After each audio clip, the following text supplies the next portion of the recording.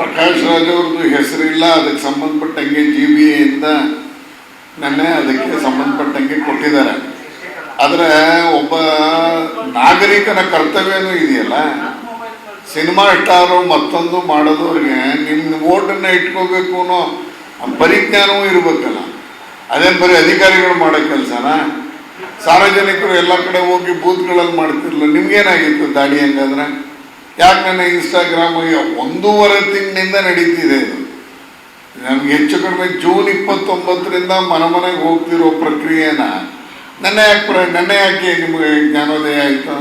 ಅವತ್ತಿಂದ ಯಾಕೆ ಆಗಲಿಲ್ಲ? ಹಂಗಾದ್ರೆ ಎಂತೆಂಥ ಸ್ಟಾರ್ಗಳು ಇಟ್ಕೊಂಡು ಮತದ ಹಕ್ಕನ್ನು ಕಸ್ಕೋಬಾರ್ದು ಅಂತೇಳಿ ಇಡೀ ಭಾರತ ಅಲ್ಲ ಜಗತ್ತಿಗೆ ಪ್ರಸಿದ್ಧ ಆಗಿರುವಂಥ ಅಮಿತಾಬ್ ಬಚ್ಚನ್, ಸಚಿನ್ ತೆಂಡೂಲ್ಕರ್ರೆ ಚುನಾವಣೆಗೆ ಓಟಿಗೆ ಅವರ ಹಕ್ಕನ್ನು ಕಾಯ್ದಿರಿಸ್ಕೊಳ್ಳುವಂಥ ಸಂದರ್ಭದಲ್ಲಿ ನೀವು ಅವ್ರಿಗಿಂತ ದೊಡ್ಡವರ?